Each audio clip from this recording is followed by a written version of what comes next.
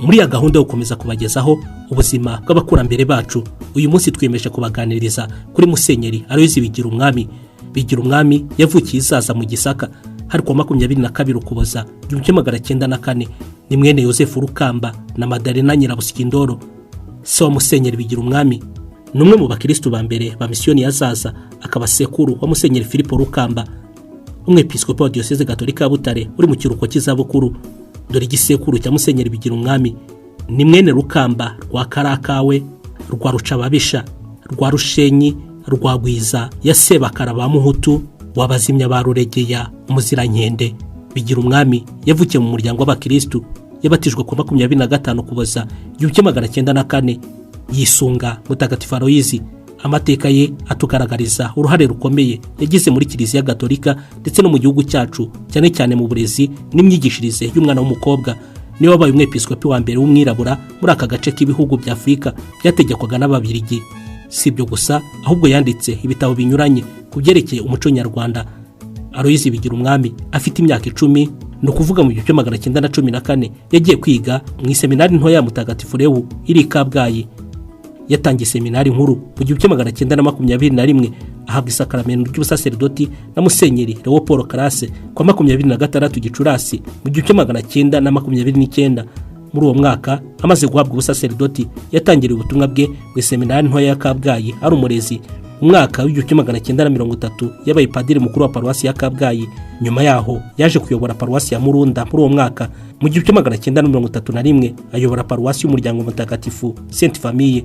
Mu mwaka w'1932 ayobora paruwasi ya Rurindo. Ahava mu 1933 kwa 30 Mutarama ajya kuyobora paruwasi ya Muramba. Ahamara imyaka 18 kuko yahavuye kwa 17 Mutarama mu 1951.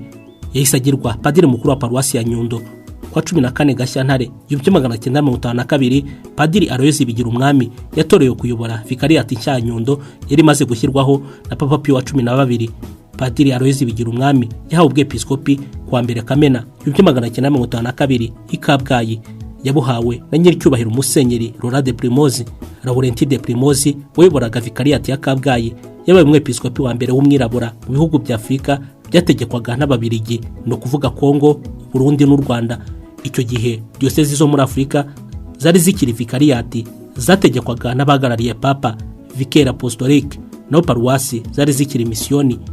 Inzego nkuru za Kiliziya zayoborwaga n'abamisiyoneri bera b'abazungu, kubera ko abazungu bari bataremera ko umwirabura ashobora kugira ubwenge nk'abazungu. Bashakaga guha ubuyobozi abirabura buhoro buhoro, ariko bakagira impungenge kuko bumvaga ko nta bushobozi bafite nk'ubwabo. Bahitamo rero Musenyeri Bigirumwami, ariko bumvaga azabizambya, bumvaga ari ukwisebya guha ubuyobozi umwirabura. Ibyo byatumye bohereza Musenyeri Aloys Bigirumwami kujya kuyobora mu misozi y'amajyaruguru y'uburengerazuba, no kuvuga Kibuye, Gisenyi n'igice cya Ruhengeri. Ahageze yahayoboye neza ndetse ateza imbere ku buryo butangaje. Kwa 21 Ugushyingo yagiye Ibane mu Bubirigi, maze avugira isengesho ryo gutura Vikariyati nshya Nyundo Bikira Mariya umubyeyi w'abakene. Mu kwezi k'Ukuboza mu 1954 Musenyeri Bigirumwami yashinze akanyamakuru k'abana kitwa Hobe kugira ngo bamenyere gusoma, babone n'inkuru basoma mu Kinyarwanda. Urwandiko Cum Parvurum Sinapis Granum rwa Papa Yohana wa 23 rwo kuwa 10 Ugushyingo 1959 rwahaye Kiliziya Gatolika yo mu Rwanda inzego bwite z'ubuyobozi. Icyo gihe nibwo Musenyeri Aloys Bigirumwami yabaye umwepiskopi wa Nyundo. Musenyeri Bigirumwami yarwanyaga icyabuza umunyarwanda kwishimira uwo ari we, kandi akarwanira kwerekana ko ntacyo atashobora atanaretse amatwara ye ya Kinyarwanda. Tutagarukiye gusa ku bigo by'abihaye Imana n'amavuriro, Musenyeri Bigirumwami yaranzwe cyane no kubaka ibigo by'amashuri, kubera ko yumvaga icy'ingenzi kugira ngo abaturage batere imbere ari ukwiga. Aho yayoboye hose yashinze amashuri. Icyo yibukirwaho cyane nuko ari we washinze bwa mbere amashuri y'abakobwa kugira ngo nabo bazatere imbere mu buhanga aho guhera mu mirimo yo mu rugo. Nyuma muri mutoroshye wo gushinga no guha umurongo diocese ya Nyundo, Musenyeri Bigirumwami yaje kwegura ku buyobozi bwa diocese kwa 17 Ukuboza 1973. Amaze kwegura yabaye muri paruwasi ya Kivumu ndetse aba n'Ikigufi. Akomeza gukora ubushakashatsi ku muco nyarwanda.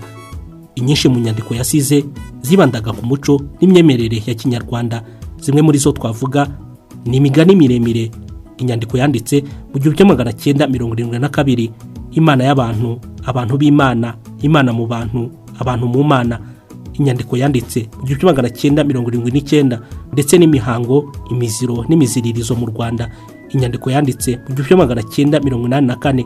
Musenyeri Aloys Bigirumwami yitabye Imana kuwa 3 Kamena mu 1986 ku bitaro bya Ruhengeri, akaba ashyinguye imbere muri katedrali ya Nyundo. Imana imuhe iruhuko ridashira. Mbashimiye ko mudahwema kuntega amatwi. Niba iki kiganiro kigushimishije, ugisangiza abandi.